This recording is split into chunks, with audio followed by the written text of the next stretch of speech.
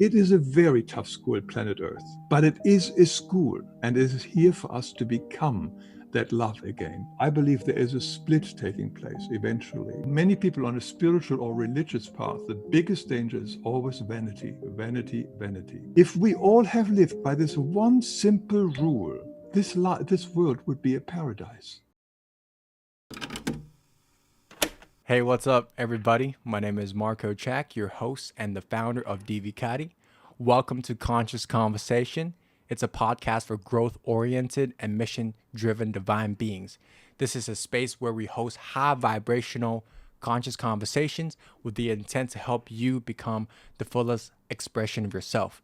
Each episode will dive deep into rabbit holes and always end at least one big action step that you can take to apply to optimize your life, your mind, body, or soul, and leave the podcast feeling inspired, awakened, and empowered. A broader mission, the reason why we do this at Divicati is to co-create a 5D world by harnessing the power of collective ascension and collaboration. I'm so glad you can join us today. Today we have a very special guest, Mr. Hans Wilhelm. I've been watching his YouTube videos for almost a year now, and so it's so surreal to have him on this space right now. Hans is an author and illustrator of over 200 books. His book have sold over 40 million copies around the world and translated into 30 different languages.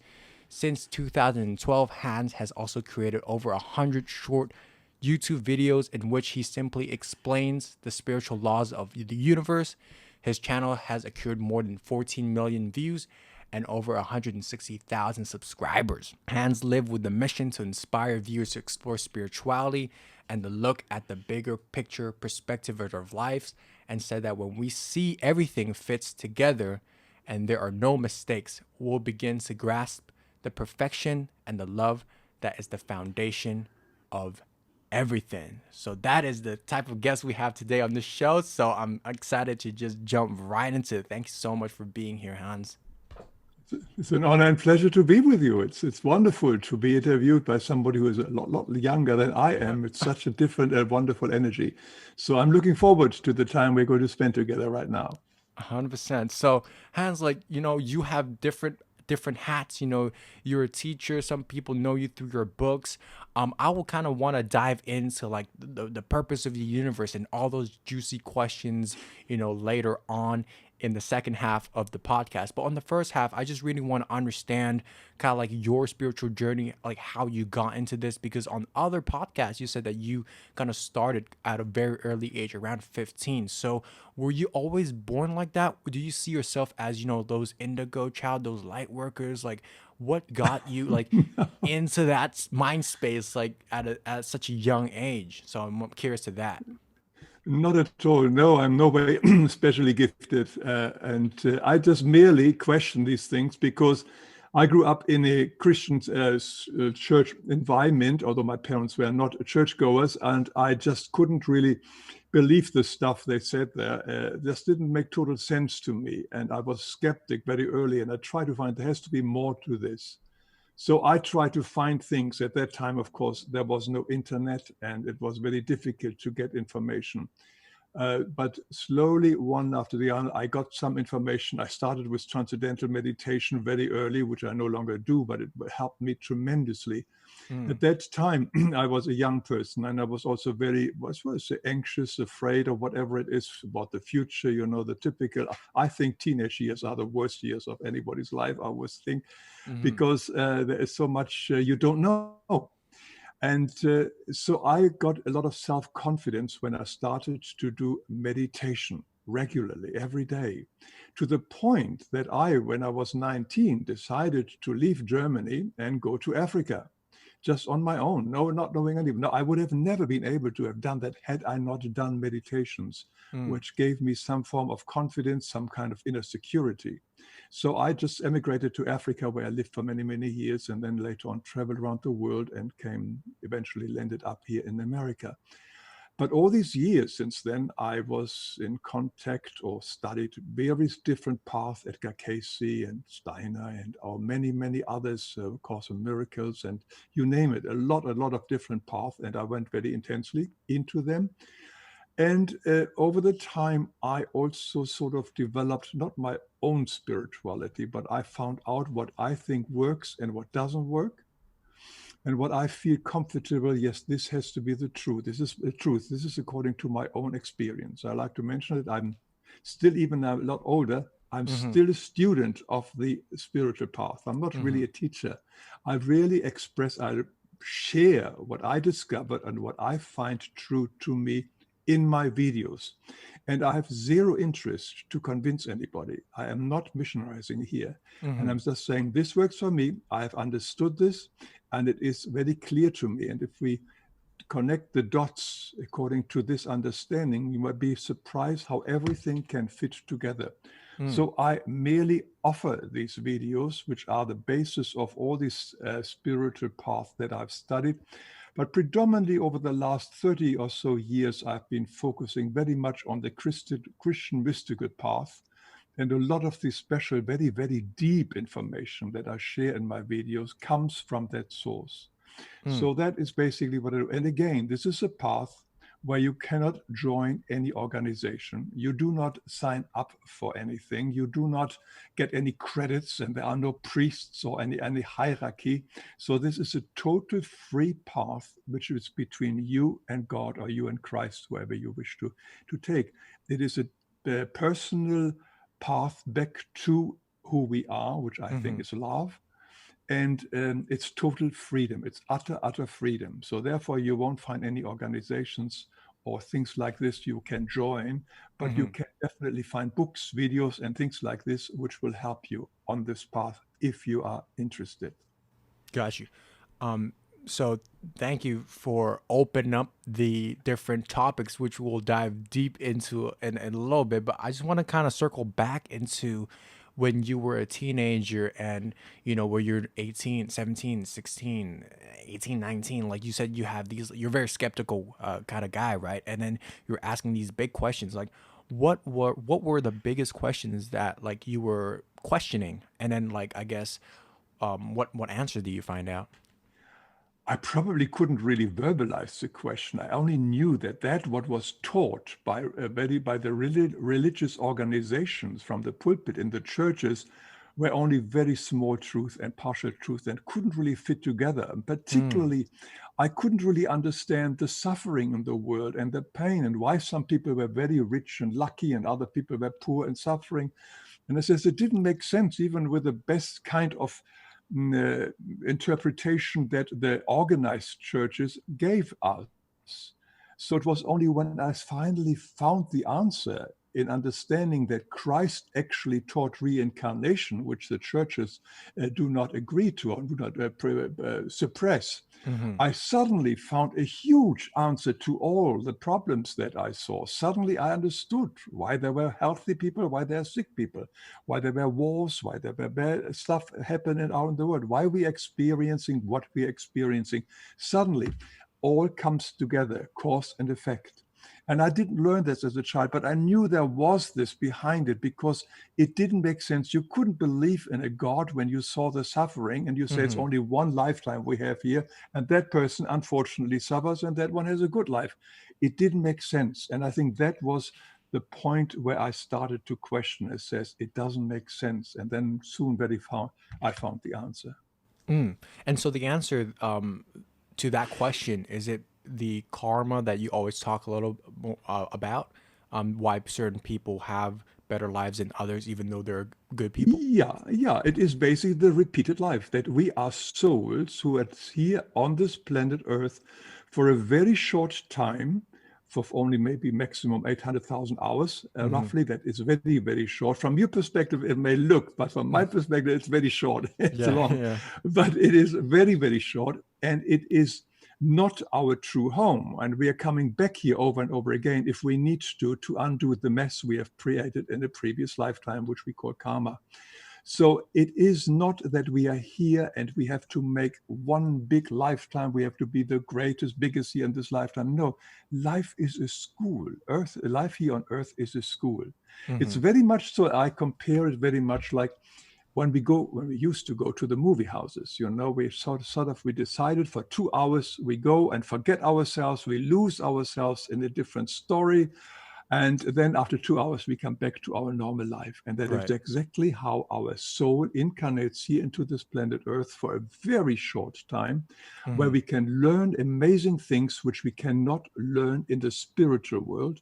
And then we return to our temporary abode where we are until we maybe next time reincarnate, or we no longer have to reincarnate. But that's a whole big subject we can Yeah. talk about. Yeah. And from previous podcasts, like I've heard that you went to Africa, you like were in a corporate job, and then you felt a little bit like kind of bored and out of your element, and then you went to become an illustrator. And also you had an amazing TED talk, by the way, on boredom and how, kind of feeling into the boredom actually helps you kind of get that inspiration. And a lot of your books came from that kind of source, right? So can you just kind of like tell a little bit about like a little bit about your journey from you in Africa and then back becoming this successful author and illustrator? How did that happen? Well, I always wanted to become a children book writer, illustrator, an artist. And my father at the time, who was a banker, said, well, if you want to become an artist, you have to starve, which is, of course, absolutely nonsense. You don't have to starve as an artist. But so he says, better you take a business career education. So I went to school, business school, and degrees. And then you can always become an artist, but you have got that at least as a basis. And this I followed. And this also gave me quickly a job in Africa, where I worked in an office and so on for all the time there. And when I finally left, I decided I want to go back to my original dream. And that's when I finally decided, when I lived in South Pacific and in other interesting places, I collected stories. And when I finally started here, initially when I lived in London, I had my first book published, and then I came to America and really became a full-time, mostly children book author and illustrator. That is basically also what I do today. That is my identity, so to speak. I do these videos as a sideline. As I said, I share this, my personal interest, as a kind of gift, which I do. And also when I do these videos, I learn through them by having to force myself to be very precise, very distinct, and very clear. And when I write it down or when I design it, it is much, much better than if you have got a big concept of reincarnation in your head and have got 1,000 thoughts, but suddenly you sit down and you start with A, B, C, D. Suddenly the whole thing becomes very clear to myself. And that is what I share. And that I do as a hobby. As I said, my income and my life usually is still that of an author and an illustrator. Yeah, 40 million books, man. We got a lot of income coming. But I don't know. It's just nice. okay, nice. Yeah.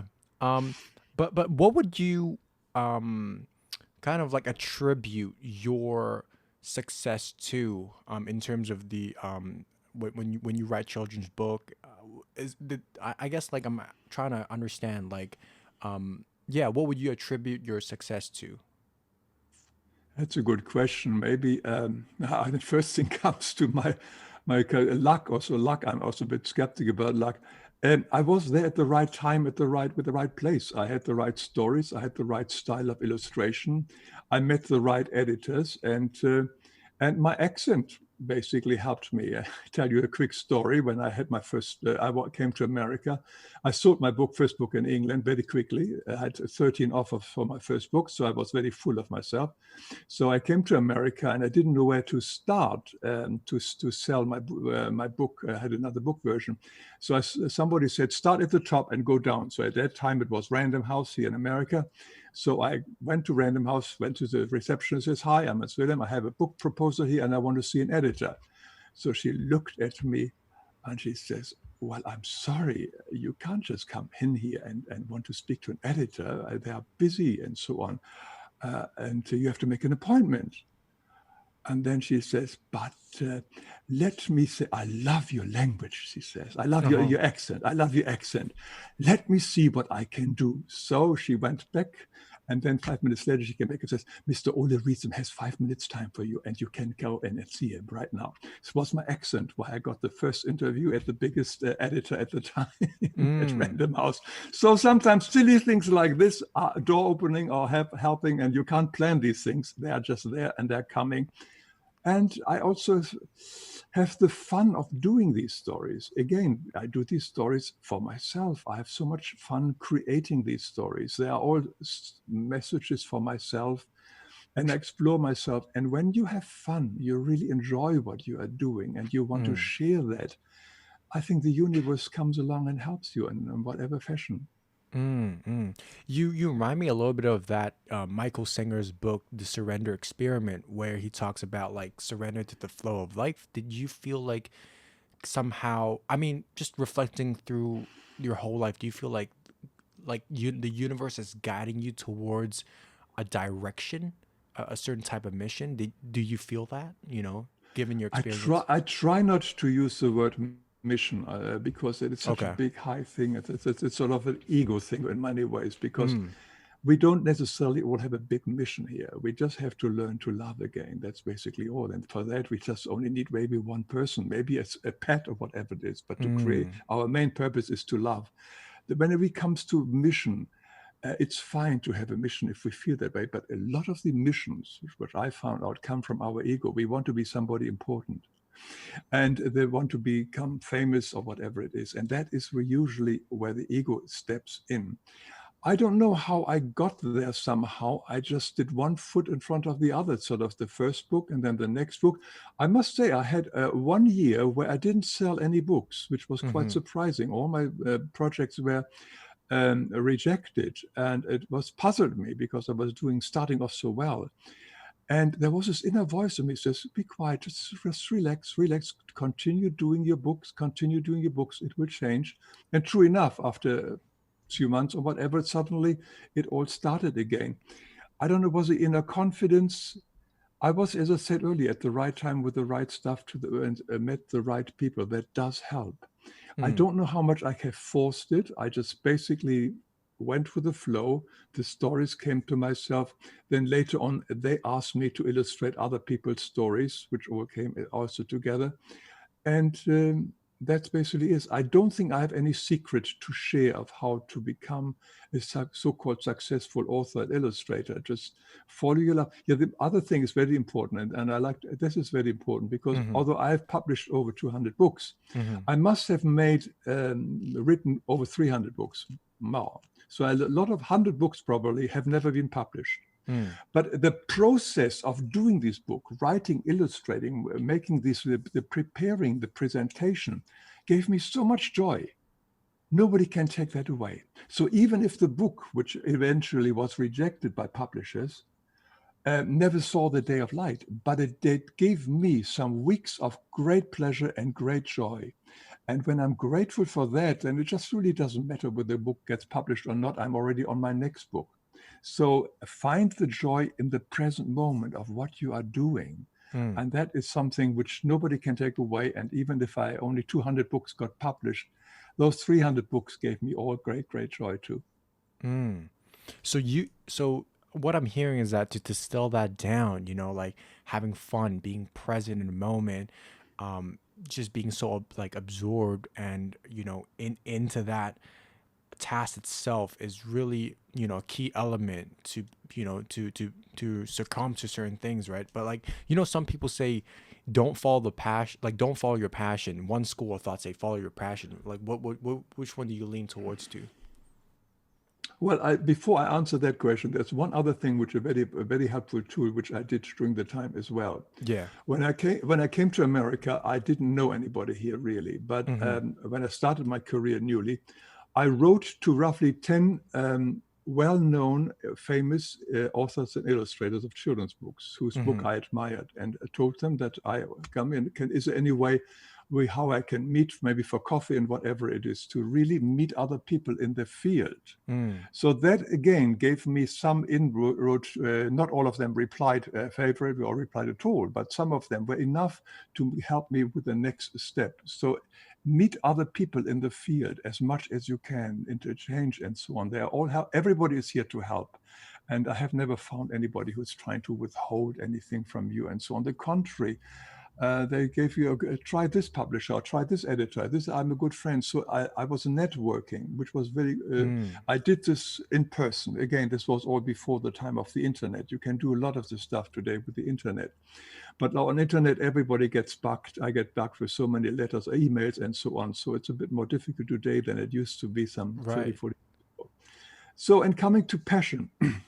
Now, passion is a very, very interesting thing about following your passion.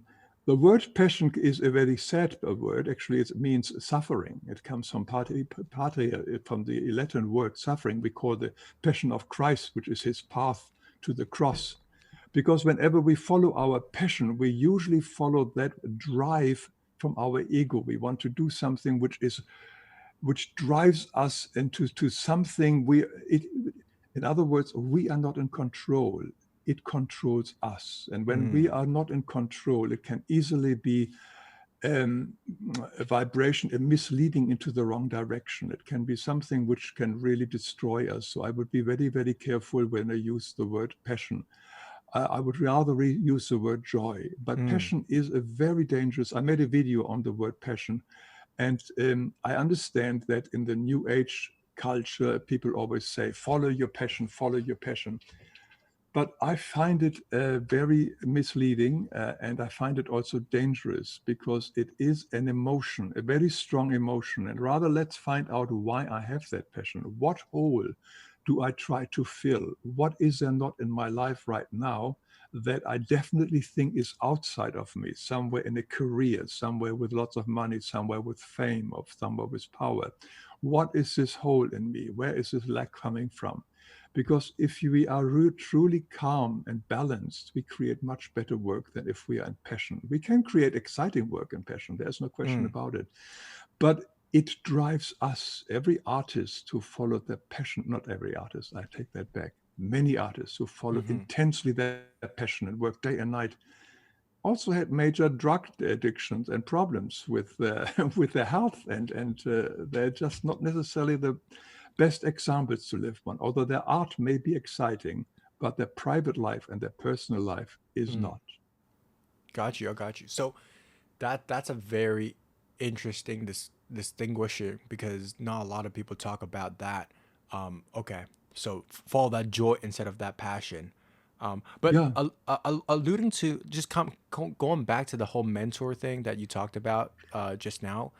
I mean, that is what I felt when I reached out to you, and then you said yes. Like I somehow missed your email, and then when I looked at it, I was like, I looked at it twice, and then I just went off like a bonkers in my house, because it's like you don't expect sometimes, you know, like people giving you that time or saying yes to certain things, but like, I mean, like you said, you get so many emails, so you choosing to reply that, I'm just very grateful. But I think the message you shared there, right, send out to 10, and then maybe some will reply back to you, and you have that like couple of minutes or hours or whatever the time is to really help you proceed in your career and your joy, your journey of the joy. That's why I'm saying, don't be shy to do it. They can say no, or they can say yes. I said yes in your case, because I'm always find it exciting. Because when I get in somebody like yourself who is very young, or that reminds me of my own time when I was looking around and trying to find answers and so on. And so and my videos are also specially done for young people. I don't know whether I told you, but you probably read it. But this is a point maybe to put it in, very interesting. When my father died, I was with him in these last days and so on. And my father didn't believe in life after death, but he was very happy to die the way, and to pass on and go into whatever, into the vacuum or into the blackness or whatever he thought would happen. And I told him, although he couldn't speak anymore, I says, look, Dad, I know you don't believe life after death, but just in case something, maybe it's not true, and maybe you are alive after death. These are the 10 things which will probably happen to you when you are on the other side, so that you're not confused. So he just smiled and sort of says, all right, that is your crap. And so, and then a few days later, he died. So I totally forgot about it. then after 5 years, I went to a book signing of a medium, and I was very early there because I wanted to get a seat, and it was a small room. So when I sat down, somebody tapped on my shoulder and says, "Excuse me, I am Roland Comtois, who was the person who released the new book." And says, "When I saw you coming in, your father instantly came to me and said to you, 'Go to this man, it's my son, and thank him for what he told me prior my death. Everything what he said was true.'" And he says, "And I'm working at the moment at the receiving area of souls who have died. And I see the amazing confusion of people who are dead and don't know that they are dead or have problems with it and so on." And he says, "Could I please write books about this, what I know, and share it with other people? And if we even save one person, that's all worth it." So I thought about it, and I had written enough books, and books are not really the thing to reach young people. So I said the best way is to videos, short videos. And that is the source why I now make short videos predominantly for young people with a very limited time attention span of only a few minutes. Yep. So that I kept in mind, and that's why I do this. Mm. So it's the joy of helping young people, of being the mentor yourself. And that's why if you ever have any field of interest you are in, and you have got some people who are, even if they are well known and established, and you are very young, go and contact them, write to them, maybe an old-fashioned letter or whatever it is. It sticks out, an old-fashioned letter versus all the emails. And tell them that you would like to meet, and if there's any possibility. And you sense, as a mentor or somebody who gets this letter, you sense, is this person only there to, I don't know, rub shoulder, whatever it is, or want something from you, except your genuine information which you want to share? So you know that more or less. And I felt good with when you applied it, because there was not more than just only let's have some hour and talk. So I encourage anybody who wants to start a path to connect with the people who have walked that path a long time ago. And don't be afraid, and don't be upset if they don't reply at all. But maybe if you send out 10 letters, 1 or 2 reply, and these are the people who you need. You don't need 10 people to interview. You just need 1 or 2. Yeah. Wow. Thank you so much for that. I want to just jump right into the next part of the kind of like topics that you started a little bit on, kind of asking these big questions, like why we are here. And obviously you have a lot of different videos on it. And so I just want to give kind of like my understanding at the moment, and then perhaps you correct me and tell your version of it. And then we kind of would dissect it a little bit. But uh, somehow we were all like one big soul, and in the heavens, and the Father, Mother, God were perfectly, there. And then somehow there was this angel that kind of like recruited a bunch of other angels, and then we rebelled against God. And so we, because of our free will, but then our consequences somehow, like we had to fall into the different realms, right? So there's 7 different realms, and then Earth is the first realm, and where we get to come down and kind of like cleanse our karma, and slowly like trying to get back into the level 7 of dimension to kind of reunite with God. And right now, Earth is a school, is a place, like you said, for us to kind of learn how to love again. And then if we are able to reach level 4, because our vibration and is so light, that we can kind of like slowly go back to level 7, so we don't have to kind of reincarnate back to level 1 again. So that is the theory in my mind, in the simplest form that I can kind of remember and explain. So let me know, is that model correct right now? Like where am I missing? No, you're wonderful. It's perfect. Yeah, no, basically you're absolutely right. The one little thing which I've personally look, what I'm talking, what I'm sharing about is only something which I have really read, studied, heard, and so on. I have no personal connection to God in a more than anybody else, and nobody gives me any kind of prophecies or wise words into my mouth. I only go as a student, as a pupil who discovers these things. Mm-hmm. And the only thing which I find a little bit different is, which I see different, and I'm not saying I'm right and you're wrong. It's just only that I don't think we all were one soul. I think we were all individually created from divinity, from God, and we have been individual eternal beings right from the beginning. And absolutely you are right, and a certain group of these eternal beings wanted their own kind of creation, not the God's creation, and they separate themselves. They fell out of the highest vibration, which is love, and by becoming selfish, we are sort of in a different vibration than love, and slowly fell down. That's why we call it in the Christian church, we call it the fall of angels. Mm-hmm. That a large number of angels, of pure beings, fell out of what we call the absolute reality, and created through the fall the temporary reality, which is also the word of illusion. And in this temporary reality, we have cause and effect, and it's a reality of time and space. None of this is existence in the absolute reality from where we are. That is a seven-dimensional. We are here now at the lowest level on the three-dimensional reality. And for us people here on Earth who are working with the three-dimensional reality, to understand the seven-dimensional reality is virtually impossible. Even the fourth or fifth or sixth dimension is difficult. So we use allegories, stories, and other things to grasp somehow the immense event that took place eons and eons ago, and we call it simply the fall. But in an intrinsic case, and how it happened from moment to moment, we are using our three-dimensional imagery.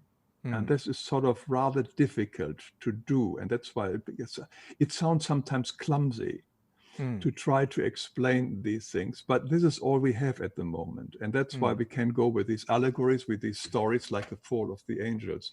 But basically, it's the entire universe, as Einstein said, is nothing but energy and vibration. And we can, the stone in your hand, the chair you sit on, everything is nothing else than energy and vibration. There is nothing solid really in the universe. It's all vibration. And that vibration is also called intelligence. It's light ether, God, spirit. It's all the same thing. It's all the same thing. So it's just only manifesting itself or condensing themselves as beings, as animals, plants, planets, stars, and everything else. So this is where the creation comes in, that this whole river or stream of energy has got moments of condensation, and these condensations are what we call the creation. Again, we are using very clumsy language here and clumsy description, but it is a very intricate and rather it's an amazing process how it all happens, and we are part of this, in this flow, in this stream of being. God is being. God is the now. It is the presence. Whilst we are here in the limited time-space reality, God is in the permanent now. That's why we cannot really say, how did God happen and how did it, because God is eternal. This is the now, and that's the seven-dimensionally. It's seven-dimensionality, and that is difficult for us to comprehend, because we need to understand something. We have a beginning and an end, space, and so on. So that's our limited understanding makes it so very difficult to understand this huge concept. But as you have described it just now, it was exactly as it is. We slowly fell from level to level to level until the furthest away level, which is the first level. It is the level of order, and in that we have the material universe, and the material universe is tiny, tiny, tiny, tiny. The rest is semi-material and spiritual universes. So that is gigantic. So we think our material universe is gigantic. It isn't. It is tiny. And in this way, we see the whole difference. But we can grasp our material universe because it's three-dimensional. I want to ask, so did you and I consciously participate in the the absence and the leave of the seven dimension heavens? So you and I were part of that. According to my understanding, there is a great likelihood. There is also one other great exception, and it's important exception, that out of the pure heavens, thousands and uncounting angels, we call angels, these are the pure beings, which is our original state, Mm, have left the pure heavens and went down to the other lower spheres of purification to teach and to help those to return back home. So there are a lot of angels also incarnated here on earth who mm, are not here because they were part of the big fall.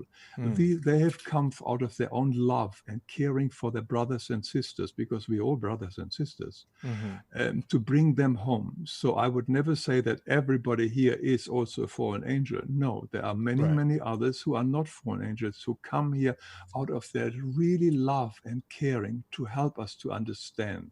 Mm. The And prophets, for instance, yeah.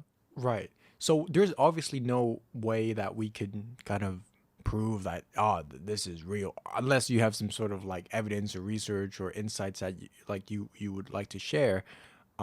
But from your perspective, like, why do you think we can't just go back to 11:7 right now? Why can't, if assuming this is like real, like why can't God just like forgive us? Like why do we have to go through so many reincarnations of life? It just seems like a lot to like learn our lessons and go back to that eventual oneness. Like why can't it just happen instantly right now?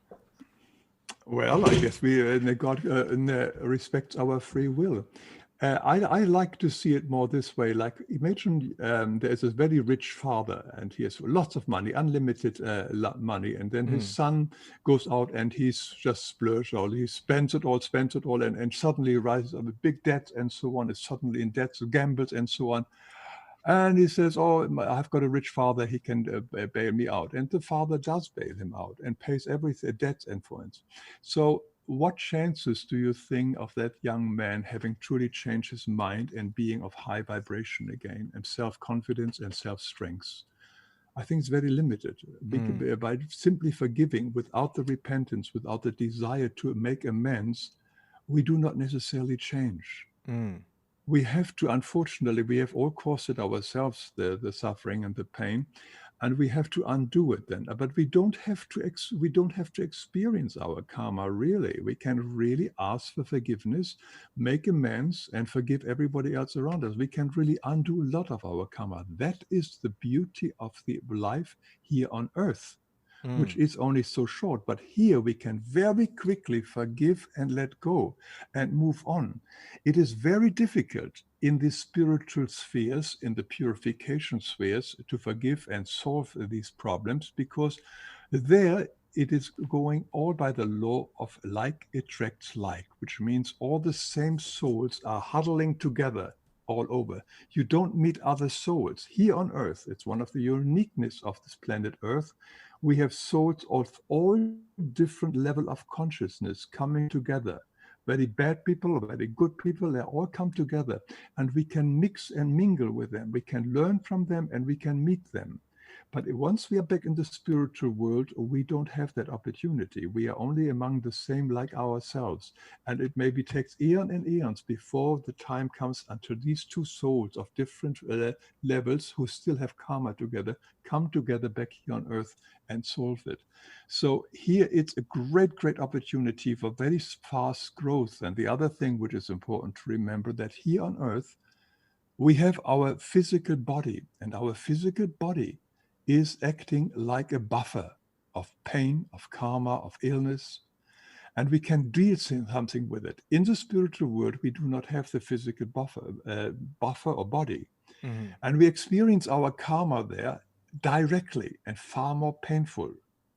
Therefore, this is such a great gift to be here on earth, to really explore what it is that we have to clear up. And any moment of the day, we get our emotions, our feelings, and they tell us what is there for us to clear up, to look into it. Is there anything what I've done in the past which needs forgiveness or needs to be cleared up?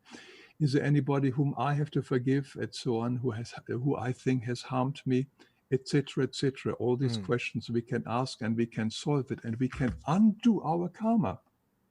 And by undoing our karma, we raise our vibration, our consciousness, and thus, when we die, we come hopefully into a higher level of being then, and eventually no longer have to reincarnate here on Earth. mm, yeah. As you were saying, because it kind of I went back to when I was like a little kid, like how when you're young, you ask a lot of questions, right? The biggest question I asked, and I think I have this like little bit of this anger towards God in a sense. It's like why am I like why am I here? Like why am I forced to live, right? It feels like I'm being punished. Like I don't like, and I never asked to be born, but like obviously because of the theory of the veil of the forgetfulness, we just forgot that we wanted to come down and reincarnate here. But my kind of like frustration or like complaint towards like God, so to speak, in my like maybe ego three-dimensional mind is like, why does the game have to be set up in this way? Like, why did you get to choose all the rules and all the principles? Like, and I am just your creation being forced to play this game that you put me. Like, I truly want to have the mindset of being genuinely like appreciative of life and thinking this life is a gift but not a punishment. I want to have that mindset because that mindset is obviously going to help improve the quality of my life. But I'm sure some people feel like this doesn't make sense, like I'm being like, why am I here? Like, so help us a little bit here. How can we, like, what's a fresh and improved mindset that can help us really be genuinely appreciative of life and seeing that this is a gift but not like a, so to speak, like a punishment? I can understand that. I think that is a very natural kind of concern you are having, and a lot of people have that. Um, because many were brought up that God is a stern, judgmental personality or whatever who does bad things to people or place, or moody one, and so on. This is the God of the Old Testament, a very, very revengeful, nasty guy, basically. But God is love. This is why Christ came and said, "No, this whole picture of God is wrong. God is love, which means unconditional, unlimited, all-inclusive, selfless love." And when we really think about what that means, unconditional, unlimited, selfless, and all-inclusive love, then there is no God who put this here up for us to so that we suffer. On the opposite, on the contrary, God is love, and this is what you and my true origin are as well. You and I are made of the same stuff, light ether, as I said earlier. You and I, our true essence, is also unconditional, unlimited, all-inclusive, selfless love. Mm-hmm. So God as such did never do this. We created by falling out of the highest vibration, which is love. We created the relative reality. And in that reality, all the mistakes which we made, which is also our selfish action, thinking, speaking, had consequences. It's not punishment, it's consequences. And the consequences always come back to us. It's always returning to us, and that is called karma. And it is all self-created. All our negativity, all our horrible experiences we have here on planet Earth, individually, collectively, are all the effects of causes that we ourselves have set into action only through our selfish way of thinking, speaking, and acting. Our greed, our trying to be self-important, and so on. We do a lot of things which are so bad, but only to build up our ego. And that has consequences. There is no God punishing us. God is in us all the time. God, we are the temple of God. So God is also in us. It's everywhere. Wherever we look, and every tree and every stone, there is God. That is the energy. But we are here and doing these crazy things of only wanting to take care of ourselves, our ego. And the ego is only interested in survival of the physical body and in comfort. So we are doing everything what we do. And if we look at the industry and so on, it's all done for physical comfort and protection, like weapons industry and so on. It's all a really dealing because we think this is the only life we have. Unfortunately, this is basically our motivator, that we think I need the biggest piece of the pie because I only have got so many hours or days or years left, and I want it that fast, and I want the best life ever, and so on. And this is it. And by doing so, we are following our ego and not understanding that we have been many, many times here before. And our deal is not to gain but not to get, but to become. That is the big difference here. Eventually, we understand we have to become. So this whole game is not set up by God to punish us. It has created by ourselves, because we are now in the relative universe. And that has time and space. And time and space means I have the cause today and the effect maybe next minute or 100 years later. Everything has a cause and effect, cause and effect, cause and effect. In the eternal now, there is no cause and effect. There's no space and time. So we created this false reality, these illusions with all the suffering around us. There is no God. God is only here to help us. God says, come home, please come home. I sent you angels, I sent you beings to teach you to come home, to remind you that you are a wonderful, perfect human, perfect angel in you. You are love. You are unconditional, unlimited, and all-inclusive, selfless love. Live by that day by day, and everything will automatically improve in your life if you have that as a guidance, and not use your ego. Your ego brings you into the wrong direction, brings you away from me, away from the level of love. Did this answer your question, or not really? You're not happy. I can see that. No. I think it just brings up even more confusion, right? Like Great. that's that. Like I'm not here to expect like, oh yeah, like an enlightened moment here, but I like what you said there. It's to become, and perhaps like I'm not getting it, and maybe I just need more time. But I think what I want to remind myself is like, even though I don't kind of like know the answer, or I don't really understand why, like I still can not allow my lack of understanding of my why to feel as if I'm being punished, but more seeing it at like, okay, maybe this is a consequence, and just kind of like accepting that, so I'm not amplifying my suffering. And then maybe from a neutral place, I can live from that experience as well, because I also like you talk about forgiveness a lot, and it inspired me to actually send out my forgiveness to other people. And I'm sure you know about the Hana Hana Pono technique, where it's like, thank you, I love you, please forgive me. What's the last one? I realized that like I ask for forgiveness, but I forget to forgive other people as well. So you unlocked that in me, and I was like, okay, I'm angry at God, let me forgive God as well, and then let me ask for God's forgiveness as well. So it's like a give back and forth energy there. So I'm just flowing a little bit. I guess right now I'm trying to become more neutral instead of having this like negative feeling towards something I don't understand. How much do you do meditations? May I ask?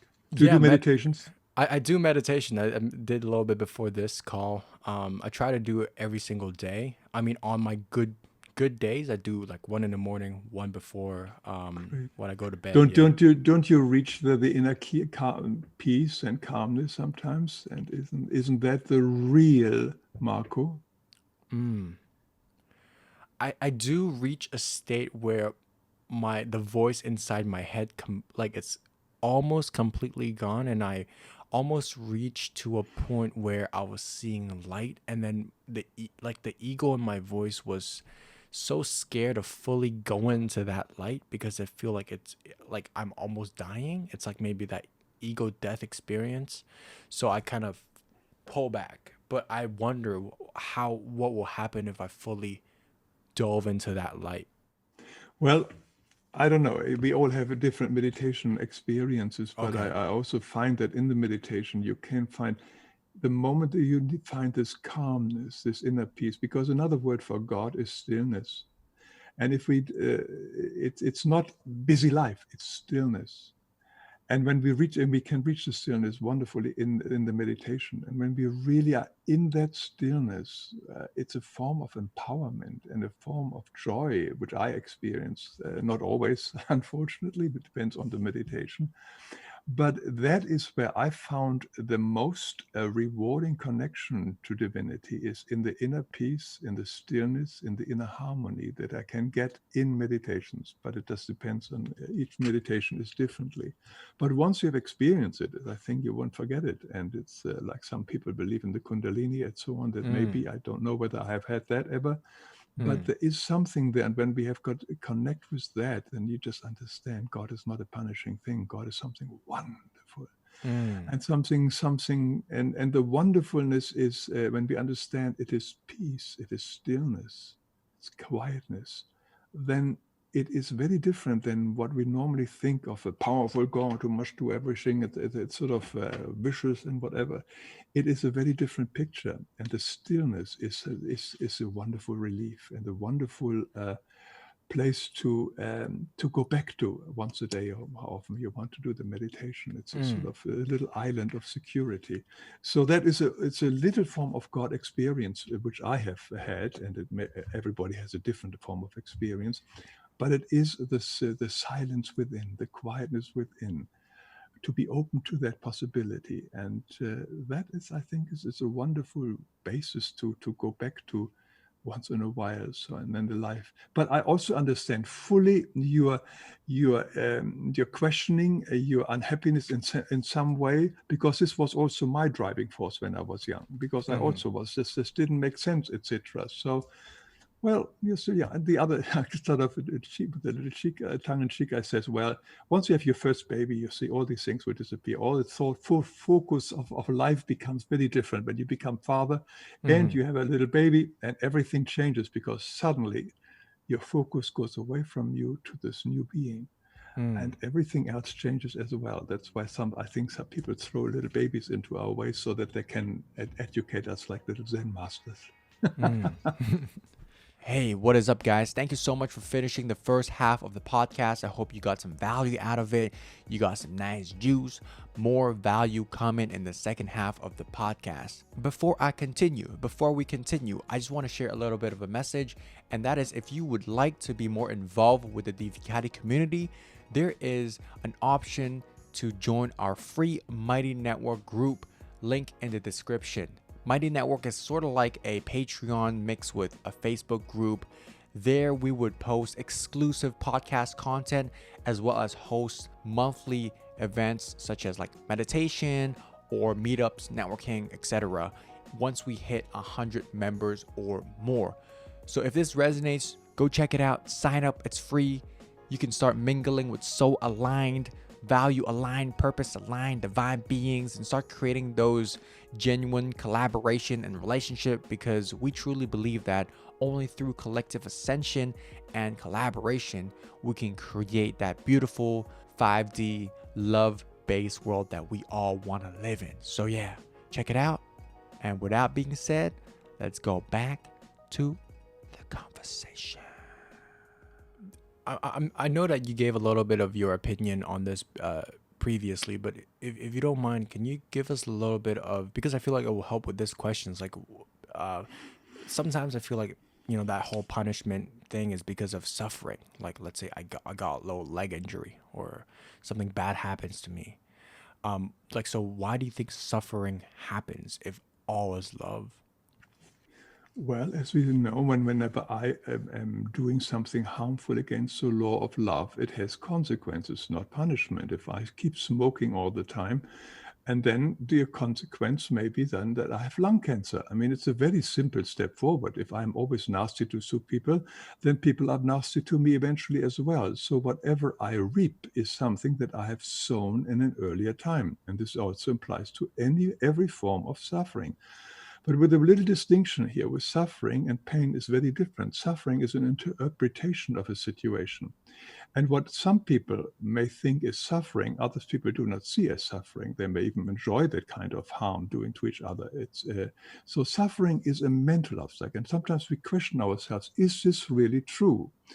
I always recommend in this instance the wonderful work by Byron Katie, who had developed 4 very simple questions. And one of the questions is that true? Can I know for sure that this is true? That the person who has hurt me when I was a little child and so on, has he really done damage to me, which I now carry with me? Because the person who hurt me once hurts me much less than I myself, who repeat this story in my head over and over again. I'm hurting myself all the time. He person has hurt me only once, but I do it all the time. So we have to look at this suffering. Where does it come from? Why do I believe this is true? Because in many cases, it's not true. We have to question our mind. We can so easily be fooled by blaming others and blaming circumstances, blaming politicians, blaming whatever it is. But that all comes from our ego. That is all comes from a form of unhappiness, which is in us. And once we really sit down and question all the things which we call sufferings, we may be amazed that most of it isn't true. And even if it is true, and we say this is terrible, let us not forget the wonderful example of the raw diamond. Without the grinding, the polishing, and the cutting, the raw diamond would never shine and glitter and would become a really sparkling gem. Sometimes we have to go to some polishing in life to become who we are. Also to learn compassion. When we have suffered the same pain like other people do, we are far more compassionate to their suffering. And through our compassion, we can then much easier help the other person. So all these things are there for us to grow. And another thing we like to remember as well, these big things in our life, which we call maybe suffering, blows of fate, painful situations, which we all have had in our life, for the most of that, in great likelihood, we have known prior our incarnation. Before we incarnate, we are shown more or less of the river of our life on earth, how it will be, and how there will be some difficulties, there will be some challenging people, there will be some kind of this and some kind of that. And we will look at it and we will see, okay, I think I can handle this. I think I can handle this. So each one of us here on planet Earth has originally fully agreed with a complete yes to be incarnated into the present life. And even if this life is horrendous, we all have agreed. Nobody has been pushed into this life against their own free will. We knew that once we go through this very short period of pain, as I said earlier, it's only 800,000 hours, the average, then we are over with it. It's like somebody has got a huge debt on his bank account. So $100 million on. And it says, well, if you just work hard for 1 year, really, really, really hard, and take no vacation, nothing, those $100 million will be gone from your account. You will be balanced. You will be debt-free. Wouldn't it be wonderful? Wouldn't you say, yes, this is what I want to do. I want to be free of this debt. And this kind of energy has helped us to agree to our present life here on earth, because we knew there were many opportunities where we can heal situation, where we can do our karma, where we can reconnect, where we can truly become love again. I want to ask, because like I truly, like, even though I have skepticals in my mind, I have questions unanswered, and I think that's why I'm drawn to doing more meditation, even plant medicines, like certain mystical, I feel like that resonates with me and kind of helps me understand a little bit more, or yoga, or even like sound, like, so there's so many different modalities around the world that could kind of help us understand a little bit more.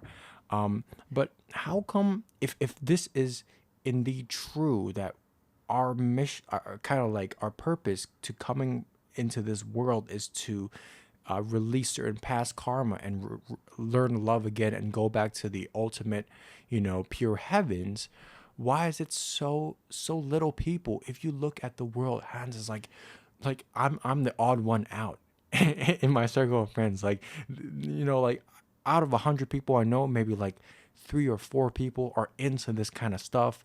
Mostly women, a few men, but like people quote unquote saying like, oh, this person is awakened or spiritual, curious, or whatever the case might be.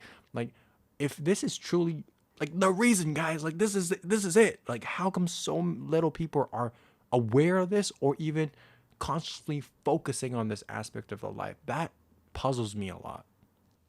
I don't think there's any need to know about reincarnation, about any of this thing. There is no need, really, if you follow your heart. I have got one of my best friends are atheists, but they are such conscious livers. They do not pollute. They are very careful what they eat. They don't eat meat and so on, not because of some spiritual path they have been taught and so on, but because they such as how else can you live? If you live really by your own kind of inner guidance, you will not hurt other people. You will not do bad things to other people. We have it all in us. We just have to trust ourselves and our goodness in ourselves.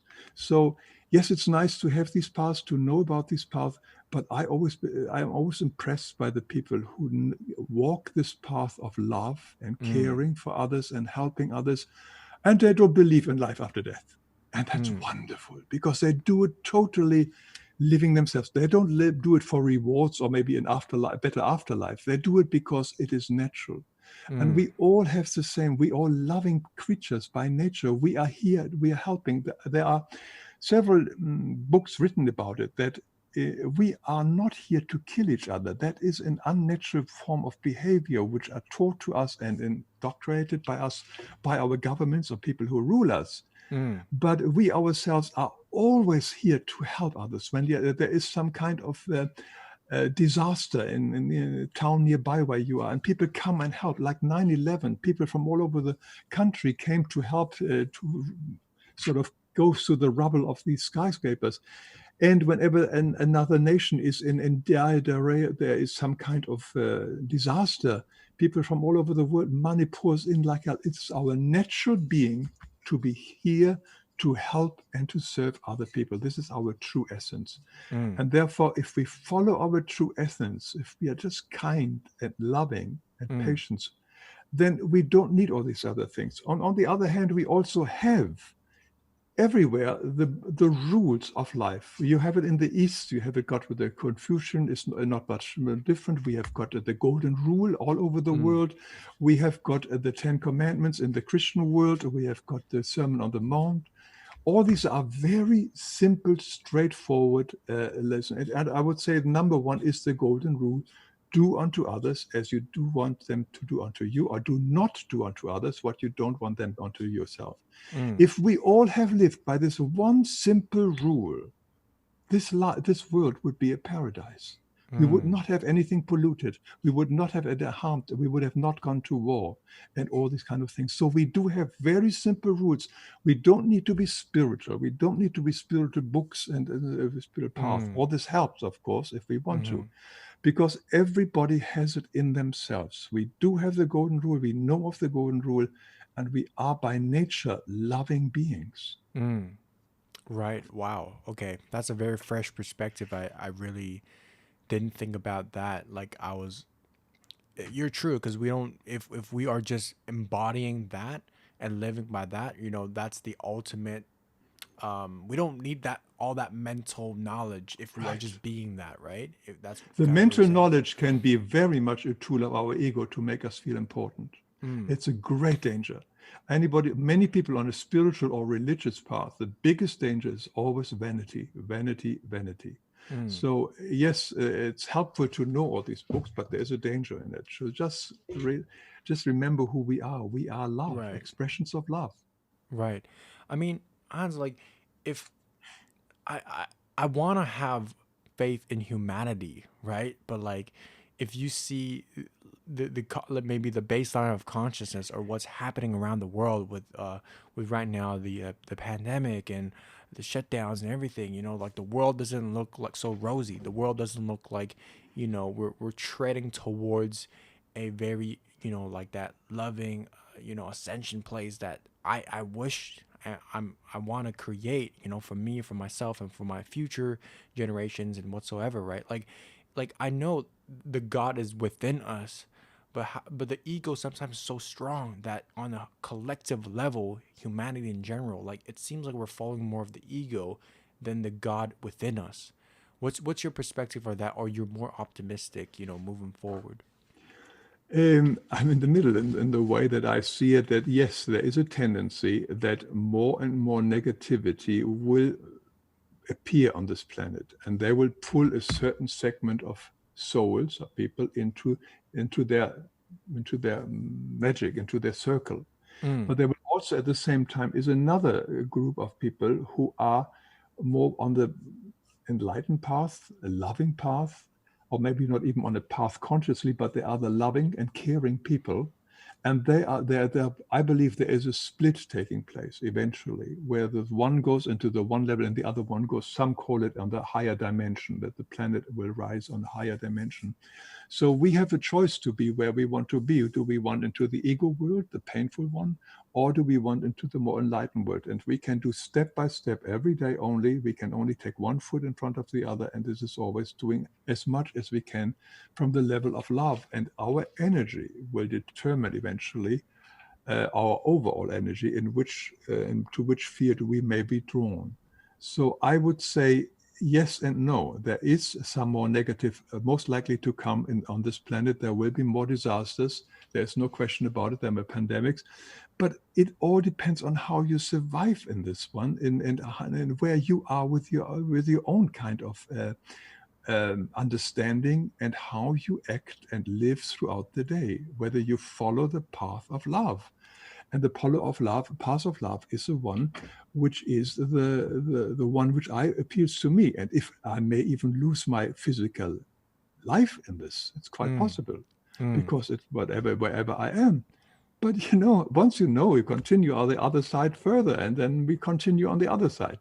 This is mm, not this is not the final life. It's just a very tough school. It is a very tough school, planet Earth, but it is a school.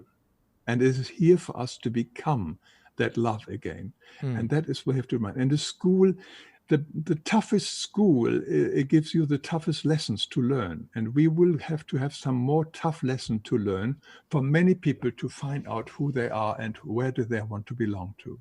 Mm. Yeah, you talk a lot about, like, loving and being the path of love. Can you kind of, like, for someone perhaps that, never felt that love before, or never really learned how to love other people before, or even themselves, can you kind of, like, shed a little bit light on how can we love just a little bit more each day, like a 1%, couple percentage each day, how can we do that? Yeah, once the love is our greatest liberator, because the moment we learn to love the person who has harmed us and to whom we have grudges, that person no longer controls our life. The moment we love our illness, it no longer controls our life. The moment we love anything in the world that we do not, whether we are afraid of or hate, but we see the absolute magnificent perfection in it and love it, we become free. So love is, like forgiveness, is our greatest liberator. We set ourselves free for being any longer influenced by these circumstances, Mm-hmm. people, thoughts, habits, addictions, whatever they are. Once we start loving it, and I made a video, and anybody wants to see that, which is love it all. It is. We sometimes have to just intellectually first decide, I'm going now to love this situation. I'm going to Mm, forgive this person. It's an intellectual decision. But once we have made the step, we feel free of it. And when we feel free of it, it just becomes our liberator. So love is not difficult. Love is the greatest tool for us to really enjoy life again, because now we can really we are not controlled by other people, by thought about other people, by their behavior, by their negativity, by blaming, or whatever it is. We let it go, and we let it go so that we become free. I think that's the tool. That's a tool. And the same is with forgiveness. It is a powerful tool, the most powerful tool to use love and use love on anything. To really heal an illness, I think we have to somehow, on some level, love it first, because until we do not, we will just only fight it. We find it negative, and anything we find negative becomes bigger. And then a person who we don't like becomes bigger. Our negativity feeds that person. The situation which we hate becomes bigger because we feed it with a negative energy, it becomes bigger and bigger. The moment we stop it, and we accept it what it is, a perfection, and love it, because when I say love it, because in the big scheme of things, it all makes sense. And when we see that and we feel it, it no longer controls us, and we are far more in the here and now. We only upset when we get lost in our future or in our past. In the presence, of course, we are never upset. But these people or these energies or these fields can influence us all the time so much. They give us angry thoughts, angry worries about things, and so on. So we are never in the here and now. But once we start loving them consciously, whatever it is, they lose their energy, and we have more opportunity to be in the here and now. And that's where the freedom is. And now, as I said earlier at the program, now is another word for God. Then we are with God right here, right now. So love is not difficult. It is only our willingness, which sometimes stops to do it, because and of course, I'm not speaking about personal love. I think I understood that personal love, like two people falling in love with each other. This is a brotherly, sisterly love, and love for everything. It's a more universal love, or as I said earlier, the unconditional, unlimited, all-inclusive, selfless love. All-inclusive. Think about this. All the stuff which we do not love, but we eventually have to love everything. Every animal, every tree, every bush, every person, everything we have to love if we want to ever become again unconditional, unlimited, all-inclusive, and selfless love. And we have the great opportunity here on earth to do this already. Is there like an example or a story that stands out to you where there's something that like you could never forgive or you can never love, but like somehow you were able to, and then you feel so liberated? In my own life, I don't know. I'm using it so long already. No, for a long time, I don't see. Of course, I get upset with people initially, this and that, and then, but the next thought it says, God, we got caught up again. I'm not free of it. Don't get me wrong, but I'm just have problems remembering, because whenever I feel somebody's upsetting me, there is already this clear program running in my head. Says, come on. What is the person reflecting back to me? If there's anybody else reflect something negative, there's something in me. If somebody does something, like if I see wars in the world out there, then there's a war in me. So I've always, for me, the outside world is nothing but a reflection of myself. So if there's anything negative out there, any person and so on, and has a certain kind of habit of doing something, then I always immediately try to find out, not necessarily in that instance, but maybe later in the evening when I reflect, to see what is it? Why am I upset about this person's behavior? What am I doing to myself or to others which is similar? Because the outside world is nothing but a mirror. So I can't really say that Oh yes, I did. I must say I had problems. Yes, and that is here in America we had a very difficult president over the last 4 years, and that caused a lot of emotional uproar with a lot of people, and including myself. So because I was so sad that America had not a more wiser leader than we had. It was more sadness than anger in my case. But that's now we're coming into political field, and maybe we shouldn't get there into that. But that was the last person who really made me sort of says, "Oh, this is really strange. Why am I in this environment?" And it's so sad, because America has such wonderful, wonderful people, and we just didn't elect the best one. I thought that's my personal judgment, but of course it was a lesson we as a country had to learn, and we had to go through, and hopefully we have learned from it. Nice. Is there anything I want to go to some of the questions I wrote down as you were talking just now in the program. So these are not prepared questions; these are just on the fly. What is the like biggest deepest truth that you know now that you wish you learned earlier in your life? Yeah, I think that everything is, that the only purpose we are here is to love. That's the only thing we have to learn to love, is to love. Love, and that is the key of element, is to love, to love. And that's also the reason why I incarnated. I know that now. And it's Right. to learn to love. And it's very difficult day to day, but the purpose of my being is not to make more books, children books. That's just what I do, and I enjoy doing it and have fun doing it. Mm-hmm. But the main purpose is here is to love, and to love everything and everyone and every situation. That is my Right. goal. Right. That is, I think, the thing which took a long time to understand. And you find this love. You find when you understand that love is my liberator, then it Mm. becomes very, very easy, or relatively easy, to do so, because Mm. I'm setting myself free, not the other person who I think may have done wrong, maybe, or something like this. I set myself free from being any more influenced negatively by that circumstance or by that person. Mm. So when you talk about that love, is it that, heart chakra, like you feeling expansive, like that little warm inside your heart, and you always feel that in your chest, and then you're directing that? Like, how does that feel inside you, the love?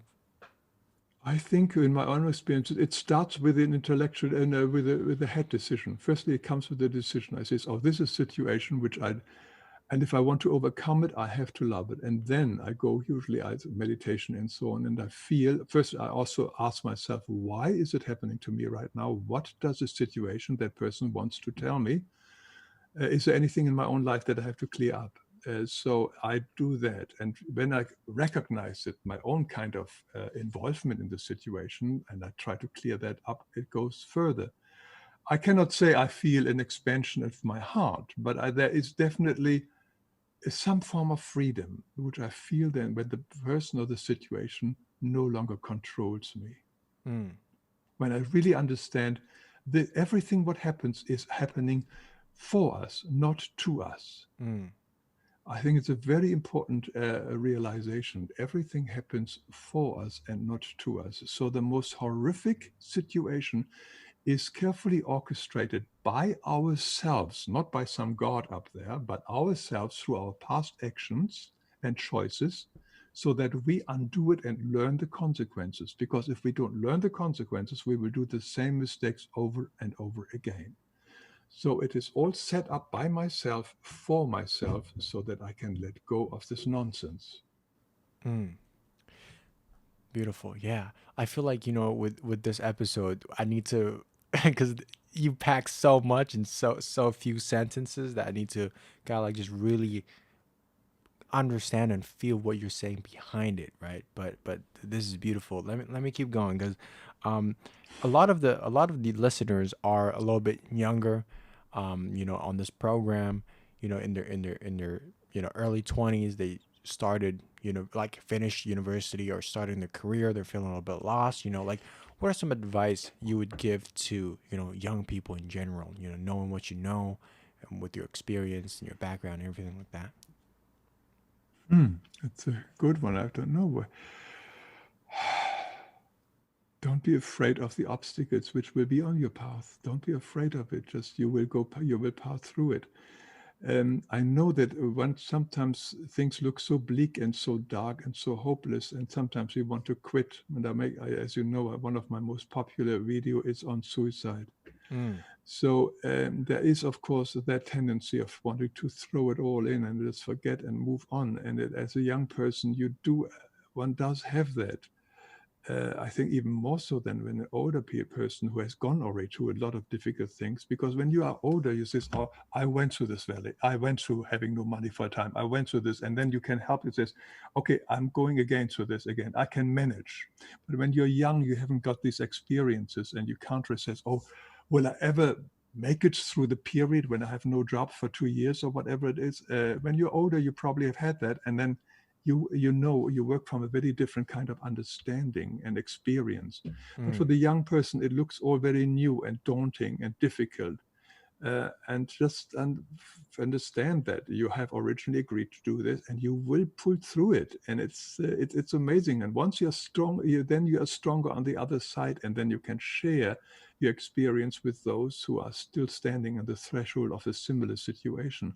So you will become a mentor and a helper yourself, and out of this will come a great joy and a great pleasure. And don't live so much for getting, live for becoming, live for becoming. How does this experience, this job, help me to become who I truly am? How that, I think, is an important thing, that we don't take just any job unless we have to survive. Then of course it's a different situation. But if we have choices to take a job with a company or with something which is really life enriching, because that is what is and the highest form, of course, is always service, as the old Nobel Prize winner Albert Schweitzer said to one day to the class. He said, "I don't know what you will become, but I only know that any of you who learns to love to serve will be the happy one." Because love and service is one and the same. The more you love, the more you want to serve. So if you can put service into your profession, into what you are doing, you will find a lot of great happiness and gratefulness just coming from that alone. That comes to mind at the moment. Maybe tomorrow I could give you a different answer, but you just got me there. Yeah, yeah, beautiful.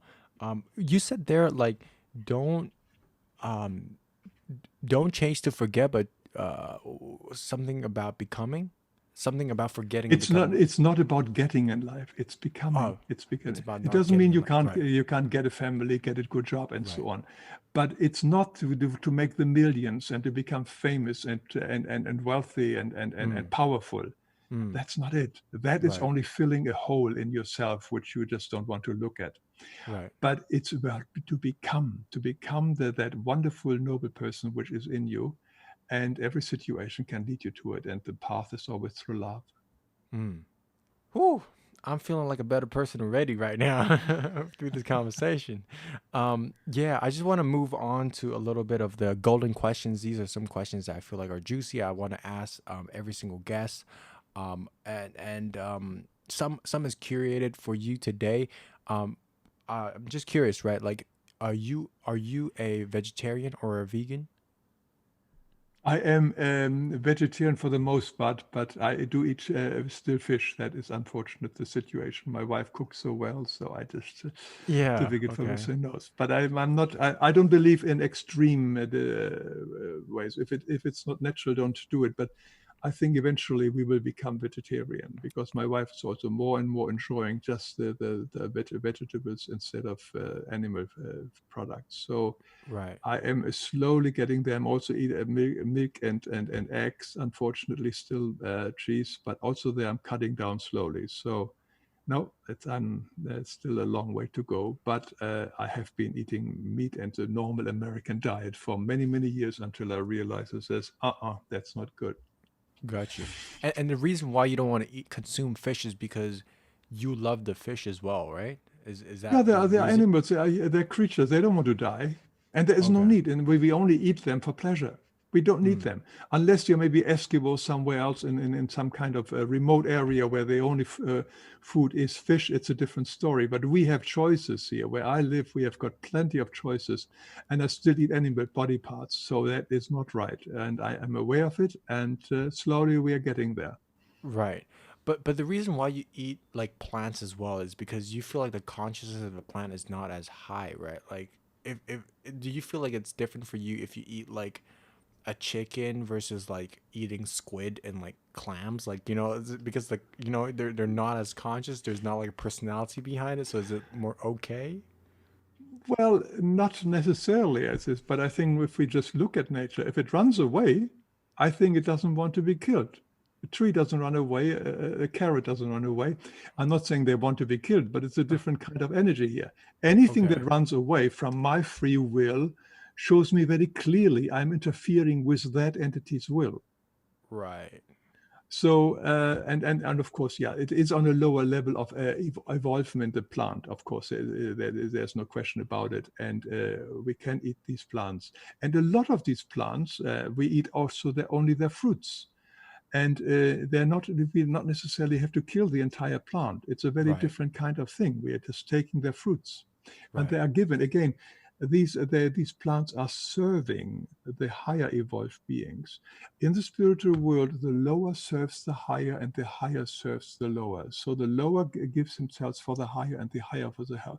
The greatest servant is God Himself or herself for all of creation, and all creation serves itself. So love is a service. So Right. the plant animals basically give their life or give part of their existence, like the fruits and so on, for Right. the sustenance and for the evolution of higher beings, which includes the animals and the human beings. Right. But the lower serving the higher does not apply to animals because it's against their free will to be killed, right? Because they run around when you try to catch They them. don't want, yeah, they don't. And Right. it's not that, and Marco, it's quite simply, we don't need the animal food. And animal food is Right. also one of our biggest reasons why we are sick here in America. Mm. It is all bad. It is stuff which is not, if we only eat it for pleasure. And I said the Mm. exception are maybe some remote islands where people have no other food to come in, but the Right. rest of us have choices. So it is only a pleasure. And to keep those animals in these horrific kinds of farms conditions, which are like Holocaust situations, is just for our pleasure makes no sense. It is really it is calm. We are burdening ourselves karmically by allowing that to happen. And I believe, maybe not in quite in my lifetime, but I'm sure in your lifetime, we will look back of people who ate meat as something, oh, how could they have done it? How could they have done slaveries in the America and so on? How could it? Mm. It's the same. We look back and says, how could we have ever done that? This will come, not in my lifetime, but I'm definitely thinking yours, that we suddenly realize this is crazy. And it's so nice to see also that industry catches up with all the substitute meat products, which are suddenly taking over like crazy, and milk Mm. products here in America like crazy. Mm. That the meat industry as well as if the milk industry is very worried, because suddenly people have found out, oh, I don't have to kill an animal to have the same pleasure. So Mm. their industry is coming and helping us to make this very important step, because Right. once we make that step, 70% of all the food grown on this planet goes from meat production. Mm. Imagine we no longer have to feed the animals. We can basically eliminate hunger in this world Mm. just by stop eating body parts. Mm. Beautiful. Yeah. I started with no meat Monday, and then Uh-huh. now it's becoming at home, like I don't even cook meat. It's but I'll still eat it like if I go out, right? Mhm. But like I just feel like one, it's about the ethical issue, but second is like I don't feel well after eating meat. Like I feel more drowsy. My energy is not as high, right? So Right. so I'm on that step. I'm with you as well. Like seafood, like the reason why I asked is because I'm like you a little bit. Like I like my little fish like once in a while, but yeah, I think I need to make that like mental hurdle to even cut that out completely. So thank you for sharing your thoughts, because I never thought about like, oh, if an animal is running away, oh yeah, I'm interfering with their free will. Like that's a fresh perspective, not kind of like seeing the animal from just the consciousness level. It's like, yeah, this is under this level of consciousness, this is edible. It's like that's probably the wrong mental framework about it. Yeah, I got a couple more questions. Yeah, just recently, New York, just the state of New York legalized marijuana and cannabis for recreational purposes. For me, like personally, that has been a tremendous kind of like stimulant for my personal growth as well as spiritual growth. So I'm just curious, like, what's your like perspective on, cannabis? I know that's kind of random, but yeah, what's your view on that?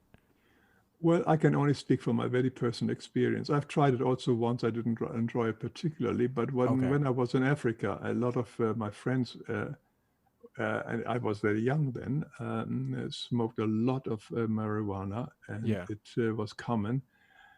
But what I found after a few years, they had all these great plans, and they no longer had the initiative to do something. Mm. It's a very strange development that happens. A lot of people at the time, today marijuana is very different. It's much more powerful than it used to be, sort of some many years ago. And that the people, they all have these great plans, but they don't have the initiative to do something. They lose the initiatives. Mm. That is my personal experience. And I says, oh my God, thank God I never did it in a major way, because there is something in the marijuana that really stops this. And I read it in other articles as well, that this is one of the bigger dangers, other dangers, medical, I don't know. Mm. But it just that people stopped, they have got wonderful ideas of how they save the world, but they're after a while no longer even able to apply for a job or so. It was something stifling there, but just living in their life. But Mm. that's my personal experience, and this is not totally for everybody else, and it just Right. might not apply to you. But for a young person, I'm not very happy about it. I must say, if you're older, I Okay. would say I would, in a senior citizen home, I would give them marijuana every day to be happy, Right. definitely. Right. But Right. but for a young person, no, I don't think it's good for your brain. It's not too good. Okay. That's my personal feeling. I'm not a doctor, but that's my personal feeling and my personal experience of having seen the effects on some of my friends. And Got you. that's all I can share on that one. Okay, yeah, because on that, I feel like it's about the intention, like how you go into it, and are you abusing it, or are you like smoking a little bit to reward yourself? Because for me, like I have some friends that just smoke it like 24/7, like wake and bake, like when they wake up. They coke up. But for me it's like I smoke it to meditate, to reflect, to think about certain problems. So for me I use it as a tool, so I feel like the intention also kind of like would matter. But last but not least, because I know you gotta go in a bit, but like, what is that? What is the one question that you're uh, trying to answer right now? Like, because you say you're still a student of this life. Like, what's the top question in your mind, or that you're trying to experience or figure out? Still in this stage of your growth. Oh my gosh. No, I sound like I know everything. No. But it's a big question. I still I don't know. I just try to find out, is there any easier, a quicker, better way to really get more permanently into the wonderful true state of who we are in love? And I don't think there are any more questions so far, because I'm Okay. getting everything I need to be answered. It's true, really. If I have a question about a problem, a very simple thing like shall I deal with a situation, I go into meditation and I find the answer very often. Or I go on long walks. Or something else is I write it down. I write the question on the top. This is what my question is. Why is this happening? Why does this person phone me and upsets me? And then I slowly write the answer as it comes through me. Because by doing so, I slow down the thinking process. And when I slow down the thinking process, I come to very amazing answers, which I normally wouldn't have come up had I really not written it down in a much slower pace. So I have small question in the day-to-day living. I don't have the big question anymore, because the big question is there a God? Why are we here? And where are we going to? These questions I have for myself, and only for myself. I think I found the temporary answers which I'm satisfying me. And that is something which I share for those who want to know as well. But if they believe otherwise, that is absolutely perfect with me. And that may be also their reasons what is right for them. Mm. Okay. Wow. Well, that is the end of this episode. Like, anything that you want to wrap it up? Because I feel like could you wrap it up for us? Anything that you want to share, link people to, or how you feel about the episode? Yeah, please take it away. Marcus, it was absolutely wonderful. And I'm so thankful that you wrote to me. And it's great. And I see so much in you, which I had forgotten and so on, with the same inquiring mind. And it all comes back. And you encourage me, says, keep on, make more movies, because there are many more like you and former me's and so on, who want to know and who want to find out the answers. I don't have the answers for everybody. I have just Mm. my answers, which I share, and check out whether they work for you. If not, that's great too. So it's all on lifeexplained.com, or you just go to the YouTube channel and you punch in my name, Hans Wilhelm, and it comes up. So that is whatever I have to say, I said it in my videos. Wow. Thank you. I'm soaking up this present moment right now. I'm just super thankful for your presence. Yeah, it's been, I don't even know how to say it. Yeah, it's surreal. It's surreal. Same here. Thank you so much, Marcus. I appreciate that. Thank you so much for having been on your podcast. Keep well, and send my best wishes to the lady who put you on my channel. Oh yeah, shout out to Marcy. Yeah. Okay. All right. Bye-bye.